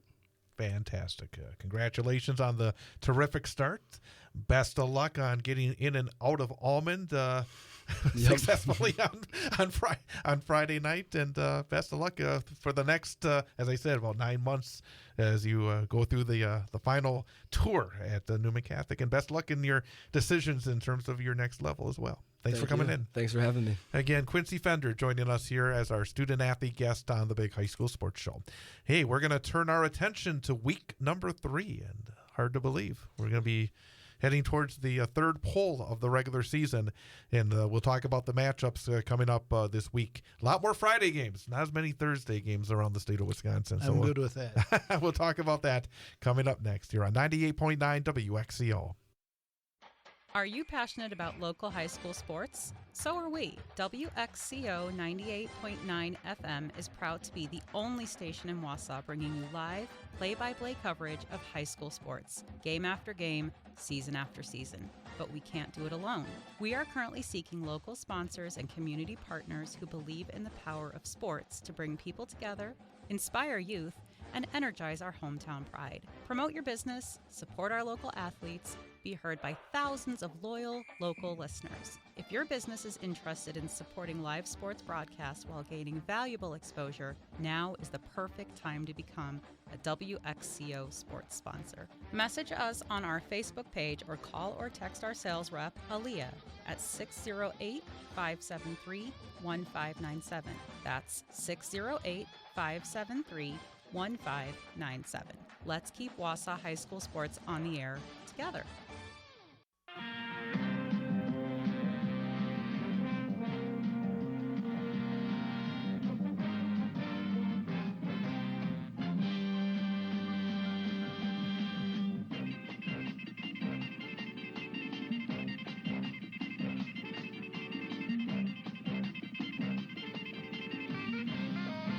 And welcome back. Big High School Sports Show on 98.9 WXCO. Online at WXCO.FM. Mobile devices and Alexa by searching WXCO, and on the Civic Media app, and at YouTube.com on the 98.9 WXCO page at YouTube.com. If you've missed any of our previous episodes, you can get them as a podcast by going to WXCO.FM. Hit on the shows page. That will take you a link to all the Civic Media programs, and just find the Big High School Sports Show, and you'll be able to listen to this show and then previous shows as well, and going back to last season if you want to go back and listen to some of those shows again. And also, we have podcasts up on Spotify and the other podcast sites. Just search out Big High School Sports Show or WXCO Sports as well. But Big High School Sports Show, WXCO Sports for our previous high school sports broadcasts, you can relive as well. So a lot to go back and tune into. If you want to just make sure that what Jason Foster and I say is correct, that's always a way to go back and check that out as well. If we were not correct, you can keep that to yourself, too. Exactly right. We will not give the email or anything like that. But again, both guests were really good tonight. And we say that all the time, but I think tonight, boy, both guests gave us a lot of good information that I think that's one of the things we want to try to do here. Is we want to find some of the information you may not get somewhere else, so that you can't get by just Googling or looking at the stats of last week's game. And I think for both Dewey Reilly over at Tomahawk, with the way that he's built that program, both on the ice and now on the gridiron, and talking to Quincy Fender about what's going on at Newman Catholic as well, you find out just, I think, a little bit more what's happening closer to where it is happening. Yeah, and I love the part of it, too, that is we talk to people from different size schools and different conferences who do things differently, right? Like how you do things at a school with 2,200 at Spash versus how you do things with a school of just over 100 at Newman Catholic are completely different and have different levels of success, or similar levels of success, just doing it differently. I thought Coach Reilly did a great job of kind of giving us some really good looks as to how he runs their program, what the expectations are across seasons, and then, I mean, it doesn't really get any better than what Quincy Fender gave us tonight with a great young man and leader. One of the interesting things that Coach Reilly said, I want to kind of get to your opinion on, is that when we often ask about the next game, you know, like we brought up Wausau East here tonight, and it's like he was, and I heard this during hockey season as well. I mentioned to you, I was for the state hockey tournament. I was driving down for the Wausau West game, and earlier in that day, Tomahawk was playing, and I was listening to the Tomahawk broadcast, and they had an interview with Coach Reilly, and it was not about the opponent. It's all about what we do, what we need to do to be successful. And as a coach, I know that that's not something we always hear. And I think it's because they know that we want to hear some of the thoughts that they have, because that's why you look at the films. You want to know what's going on with the other teams. But just the way he said it, there was no doubt. Yeah. He truly believes we do what we do, we're going to be successful. Yeah, I think he touched on, I forget what other topic we were talking about, and he said it sounds cliche, but I think the way he said it and what he talked about was legitimate. This is how we do it. I don't care how you ask the question. I don't care what season we're talking about or who our opponent is. This is how we do it, and it appears very much so that his team, and I also liked what he said, that the community has bought into what they're doing, because this isn't just about winning football games and hockey games. This is about creating strong, positive, confident young men and young women in the other sports. And it sounds like that's a big part of what they're doing there. And again, kind of like what we know Coach Micklig, Coach Gress do at Newman Catholic, you could see that in talking to Quincy, that's an important part of what they do. And I think that's ultimately, he mentioned too something along the lines of about winning and losing, and winning isn't everything or whatever. One of the best ways I've heard that kind of proposed or put is the goal is to win. We're talking high school athletics. We're talking varsity high school athletics. The goal is to win. There's too much time, energy, and effort put into it. If you're not willing to say your goal is to win, then I'm not sure what you're doing, because that ultimately is the goal. The purpose of high school athletics is to develop good young men and good women, good young people who, when they're done, are able to look back over their shoulder and say, I'm better today than I was when I started, and I'm ready to take that next step into the real world, whatever it is, college, continued athletics, the workforce, the military, whatever it might be. And I think that's really what it comes down to, is your goal is to win. Our purpose is to develop people. And I would say both programs we kind of spotlighted or talked about tonight are really doing good things in that area. Absolutely. Well, not as many games to talk about this week, because the conference season truly gets underway, because you don't have 7 Wisconsin Valley Conference schools taking on 7 non-conference opponents. Right. We're now into the conference campaign, and it's not just the Valley, but other conferences as well, and that makes for a very interesting time of the year. In a sense, it's almost a second opening night in a sense. Yeah, it really is. I think after watching the opening weekend of football, college football last weekend, and how many lopsided wins and blowouts and these whatever. Bill Belichick. I'm ready.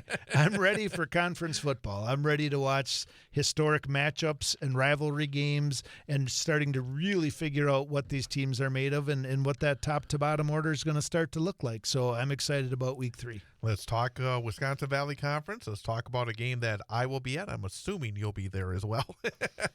Tom Field on Friday, Wausau West against Eau Claire North, 6:35 p.m. airtime right here on 98.9 WXCO, WXCO.FM. Mobile devices and Alexa by searching WXCO, and on the Civic Media app. Wausau West 1-1.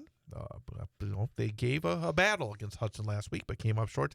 It's been a tough start for Eau Claire North, but you look at this matchup, it feels like for Wausau West, you kind of have to get it, right? I mean, for sure. Especially with a road trip to Everest coming up next week. Yeah, you definitely want to have a good showing in this game. I think when you go, if you went position by position, you could certainly make the argument that Eau Claire North maybe matches up better in certain positions. They do not appear through 2 weeks to have been able to put that together for a lot of success. But Wausau West, this is an important game for them to prepare going into. You certainly don't look past Eau Claire North, and Eau Claire North can definitely put up a good challenge in this game. And I imagine that based on, again, the struggles that North has had on the defensive side and the struggles West had running the football last week, they want to get back to that run game. They did it well against Superior in week number 1 for Wausau West. You can't put your quarterback in a situation to take the kind of hits that he did last week. Right, and you go back to talking about that first drive last week, and being behind the sticks and converting so many third downs, and you felt really good about it when they scored that touchdown. But the reality of that drive was it wasn't Wausau West football, right? You got to establish the run. You got to make them honor that. And then you take your shots. You send your tight end down. You run some play action and do those sorts of things. And that is not what they do. So I think you're right. I think they're going to look back to getting to running the football this week. And I'm also very interested to see Eau Claire North has some athletes, right? Mm-hmm. Some bigger guys up front. Moved their really good receiver from last year to quarterback. Still have a good receiver and have 2 good running backs. So I'm interested to see the Warrior defense. They played a pretty good game last week against Hudson. One of the questions we maybe had coming out of Superior was the back end, right? Hudson ran the football well against us. Not much success passing, but I think West is still trying to figure out what the back end of that defense looks like, and this might be a good opportunity to shed some light on that. DC Everest at Wisconsin Rapids, and for the Evergreens, you come off what happened last year. There's that expectations. Unfortunately, expectations don't take into account changes and everything else when it comes to high school athletics. But for DC Everest, it's got to be a point where they got to feel like they got to get feeling a little better about things after a rough go of it. It's tough. You talked about looking at a film like that River Falls game, and it really stings when it's at home as well. Yep. So I imagine they're ready to get back out there. And Wisconsin Rapids, we said it before, they made a step from week 1 to week 2, and Mike Krenz, I'm sure, wants to see his team make another step from week 2 to week 3. Yeah, I mean, historically you go back, this is one heck of a matchup. Oh. These were for conference championships back in the day. I would say, as we like to, on paper, Everest definitely is probably the better football team, just from a depth, numbers, talent, that sort of thing. But Rapids is definitely going to see some things on film from that River Falls game that they think that they're going to try to expose the way that River Falls did running the football. And Rapids is a goofy place to play football. Like I think there's some bodies buried underneath that field or something, because some of the best teams we had at West, both as head coach and assistant, where you felt like we were going to go in and rock them, and the games were really challenging, and even got stung a couple times over there. So a lot of things would have to go right for Rapids, but I don't think it's out of the question if they're able to kind of expose some of the things maybe that River Falls did last week. Marshfield at Rice Lake, and boy, Marshfield, it doesn't slow down. I can tell you what, Marshfield is really looking forward to next year when the conference crossovers change a little bit, because they definitely get the meat grinder weeks 1 through 3 the last 2 years. And but Marshfield has to feel like, hey, Wisconsin Rapids did some things against Rice Lake last week that maybe they can try to take advantage of, and Marshfield did as well. There was a better performance against Menominee last week. For sure. But they got to find a pass game somewhere. They gotta find some offensive. They gotta possess the ball, and they gotta get first downs. They gotta score points. 16 in the first half, nothing in the second half last week.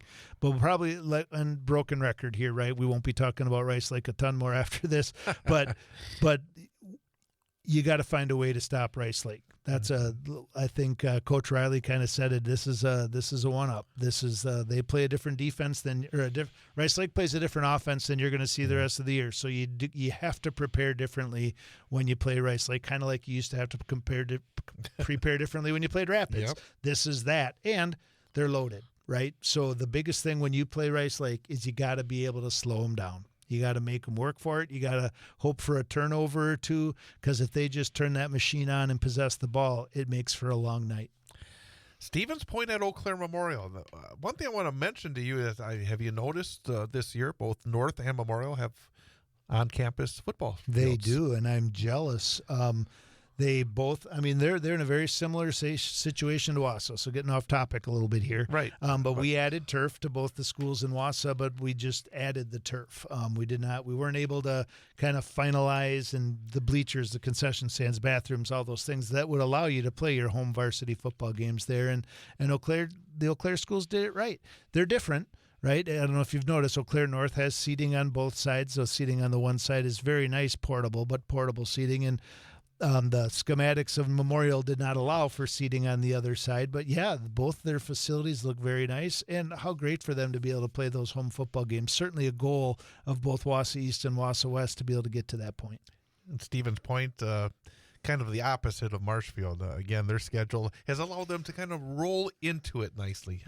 Yes, ease into it. And And I truly believe we talked a little bit about maybe Everest struggles tight, and Everest is a good football team, and they're going to end right at the top exactly. in the mix for the conference championship.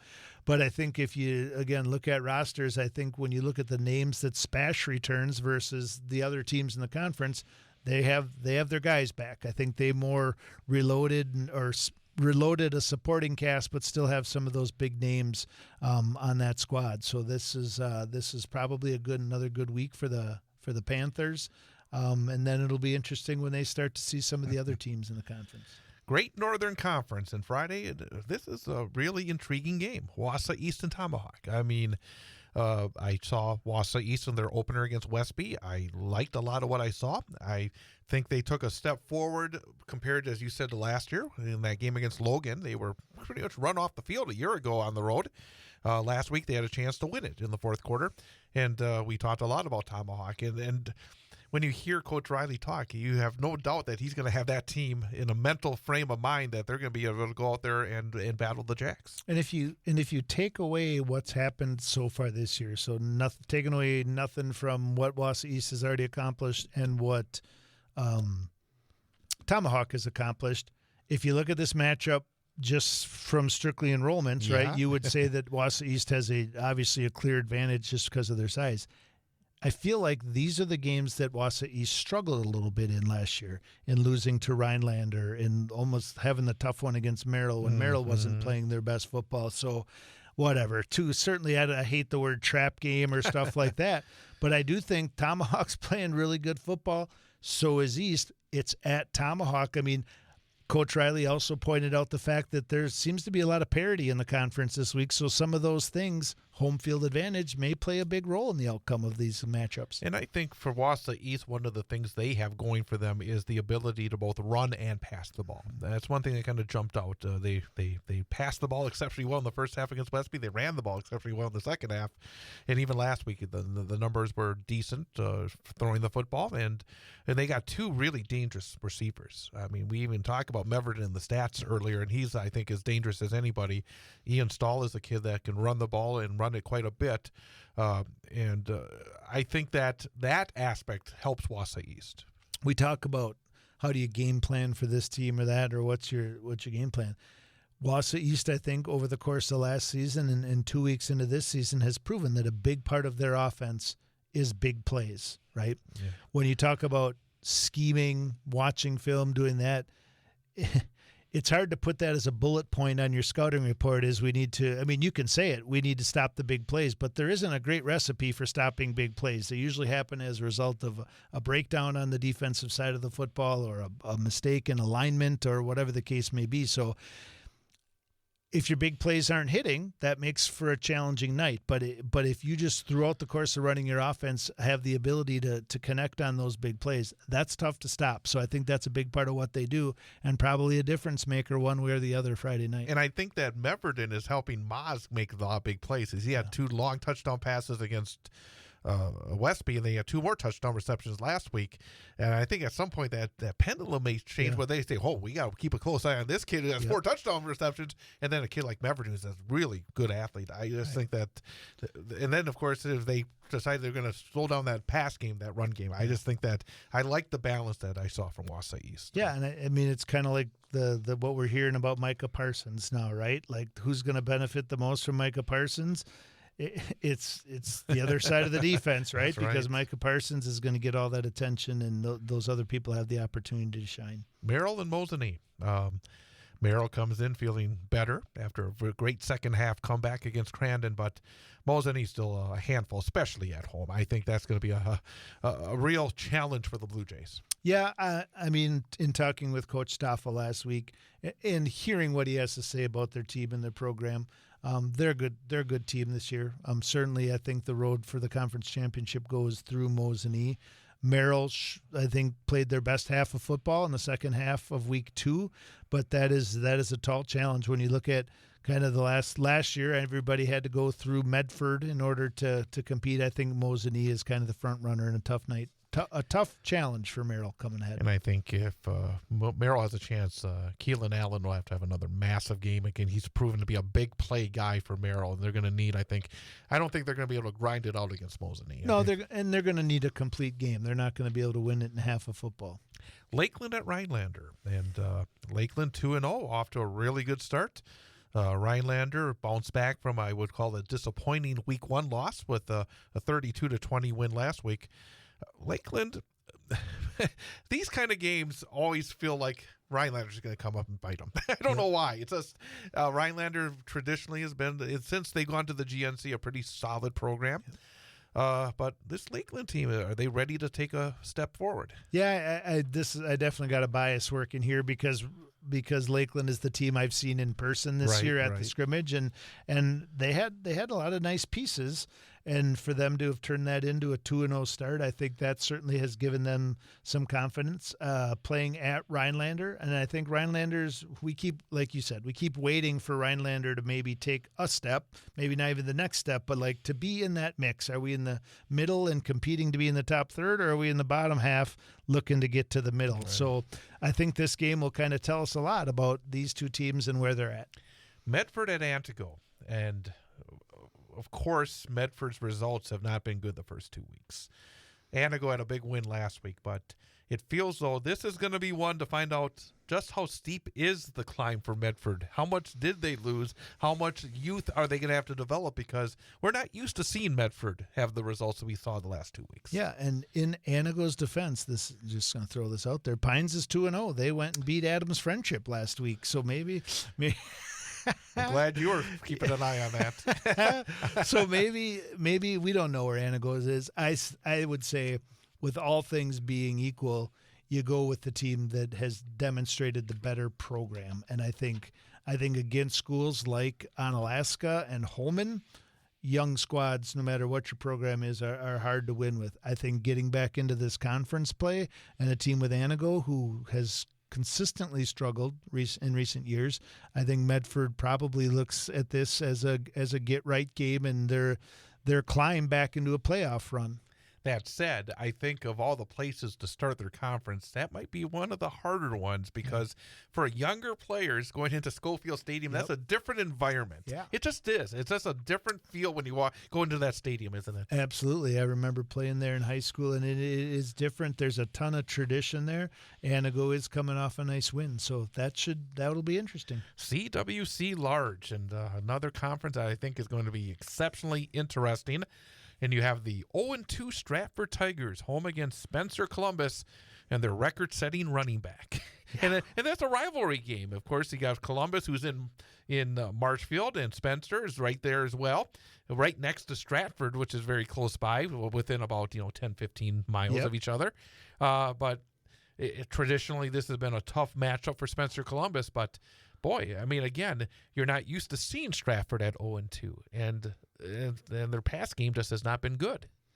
Yep, and I would bet that Spencer Columbus is gonna probably find out that Stratford is not happy about being 0-2 and looking to get back to their winning ways. Wyowega Fremont at Wittenberg-Burnhamwood, and Wittenberg-Burnhamwood, of course, had that good win against Bondwell in Week 1. Saw a lead slip away at Tomahawk last week. But I still, when you bring in, go back, you heard Coach Reilly talk about the knee injury with the quarterback that has really, I think, turned this Whitburn team a little bit on their head. I still would have a little concern if I'm the Chargers against the Wyowega Fremont team that is, I think, knocking on the door of trying to become, instead of maybe the 4th or 5th place team in that conference, maybe a top 3 team in that conference. Yeah, I think definitely more so than the last few years. There does seem to be, at the top anyway, those top 4, there seems to be maybe a little bit more balance, or maybe optimism's the right word. Yeah. The other thing I would say about this matchup, going back to the Whitburn Tomahawk game from last week, conference play is different than non-conference play. You always prepare, you put a ton of time in and effort, but preparing for a non-conference game with somebody you maybe see once a year, maybe if you don't have a 2-year agreement, maybe it's first time, maybe it's last time you play them in a long time. But now you're back to those rivalry games and those foes. and you pull out last year's game plan and you pull up last year's stats and you look at the returners and all of those things. So I think that there's definitely a psychological piece that goes into this game. But we liked what Waiwega Fremont did much of the season last year. They just couldn't get over the hump with the big three. So this is their first shot this year at getting over that hump. These are all interesting games. I mean, you got Loyal Greenwood at Marathon. Now, Loyal Greenwood, the first 2 weeks have been, I think, a surprise team. World beaters. I mean, they've come out and they have started 2-0 and very impressively 2-0. And Marathon was a missed field goal, a blocked field goal away from being 2-0 and getting a really good win against Auburndale last week after starting off with a terrific win against Pittsville. I saw the Loyal Greenwood in Marathon last season, and Marathon was pretty dominant in that football game. But again, one of these teams is going to come out of this game feeling really like, hey, we got something going here. Yeah, I think for Marathon, it's great that this game is at home. Yeah. Kind of that same thing. New coach, tough loss, but a competitive game last week, and a Loyal Greenwood team that's coming in with some confidence. So at the end of the day, it should be a really good game. I feel like with the pieces that Marathon has, this will tell us a lot about where they are. Amherst at Colby. Amherst has been rock solid the first 2 weeks, fairly easy wins, not against teams that jumped off the page. Colby had a really good week 1 win against Stanley Boyd, but Stanley Boyd, I think, lost last week significantly as well, so it looks like maybe they're a team that's struggling a little bit early. But Colby traditionally has run the football well in Colby. It's still a tough matchup, but I think we're going to find out a little bit more about Amherst in this game. Yeah, I think is knowing about Stratford's tough non-conference start. We'll see what it looks like in conference starting this week. But is this Amherst's opportunity to say, after a 3-year hiatus, we're back to being on top of this? And I think this game will go. I mean, I think that Amherst is definitely favored in this game. The final score and the outcome of it might tell us a little bit more about how the top of this conference shakes out. Merriwood CWC, and it's a shame in a sense that probably the game of the year is in the first conference week of the year, as you got Auburndale at Edgar. Then again, it may not be the game of the year because I think Auburndale showed I don't think they got 200 yards last week in their game against Marathon. They're going to have to find some offense, and it's going to be hard against an Edgar defense that was so stout against Stratford last week. Yeah, that's. I think it's a tough matchup, and I think when you talk about Edgar, that's what we talk about. When they are elite, it's because they have an elite defense. And if Marathon held them to 200, I would say Edgar probably found an extra 100 yards they'd like to pair off of that. So, but I think it's important in a game like this, being one of Edgar's toughest conference matchups this year. It'll be interesting to see what their offense does against it, because Marathon didn't completely run ruckshot offense on them either. They had 250, I think, or something, 243 or whatever it was. Yeah, so I think that it'll be interesting to see what Edgar does offensively in this game. And if my memory serves me right, and as I get older, that's often not the case, I think Auburndale actually won in Edgar the last time they went there 2 years ago, if I'm not mistaken. I'm going to have to double-check that when you're talking next just to make sure. But, again, it's whenever you win in Edgar, that's a big, big accomplishment. You put it on a T-shirt. Yeah. Abbotsford at Iola Scandinavia. And again, these are basically these two first games are the teams that are expected to be among the top 4 in the conference. Right. That's the way it's been the last couple of years. And Abbotsford, again, a really good win against Colby last week. And Iola Scandinavia is always a team that's going to be right near the top of this league. Yeah, it's crazy to think the impact of these 2 games this week. I mean, there's going to be a clear-cut front runner for second place in this conference after week 1 of conference play. So, yeah, I think it'll be interesting. Abbotsford, we didn't feel like was Abbotsford week 1, and last week they kind of got back to their rushing ways. So it'll be interesting to see how this one matches up. And I was wrong. Auburndale did lose at Edgar 41-0 2 years ago. So, so didn't quite. My win. memory has big holes in it, apparently. Yeah. So. Well, Jerry, if you're listening, we apologize. And I want to make sure I get the correct information out there because they're saying I'm sure somebody said I was at that game. It's 41-0 Edgar. What is that guy talking about? What's he talking about? Assumption and Pacelli. For these schools, again, when you have to face such tough competition with the rest of the conference, there's an added importance to this game. Yeah. Yeah, I think this is kind of they're playing for 5th and 6th place probably in this game, and Pacelli's last year in the conference, correct?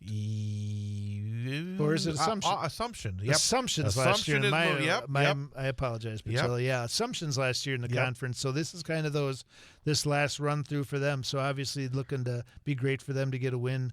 Obviously longtime rivals Assumption and Pacelli. So this should be a competitive game. And Pittsville gets a forfeit against Rosholt, as Rosholt has moved to the 8-player game this year. And the interesting aspect is that Pittsville did not get a game. How do you look at that? That's not good. The season's short enough as it is. I hate for the athletes not to be able to have an opportunity. I do. I hate it. I would say as now a former athletic director, I don't know the circumstances. Right. I'm not saying that, it's quite possible. They couldn't find a game because everybody plays this week. I'm sure that's the case. But it is horrible for the kids. Right. I mean, when you look at a football season, you are guaranteed 9 games. There's nothing else like that in high school athletics. Yeah, the only way you get a game is if somebody else is forfeited, because now it's all conference. I mean, there's no teams hanging out there. So it's like, I'm not saying that they wanted it this way, but it still stinks for everybody. It's over 10% of your season. So football is really a 365-day a year. And I mean, you play other sports, but you're always preparing through lifting and competing to play football. You get 9 games, so to lose one of them right off the bat, that is a tough one. And on the 8-player side, a game that we will have live on the Sports 2 stream of WXCO.FM and the Civic Media app Friday night at 6:35, and on tape delay after the Wausau West game on 98.9 WXCO. Newman Catholic against Alman Bancroft, and Quincy was not telling any untruths. That is a bit of a rivalry game. It's not a friendly rivalry game. I know that. Is this the one that ended early? Yeah. Last year. Yeah. So I'm sure there's a lot on both sides, and I'm not gonna rip any scabs off any wounds here, but I know there was some bad blood as a result of the way that one ended. So yeah, what a great opportunity. Should be a really good football game. I think it will be teams that don't like each other. I really like that.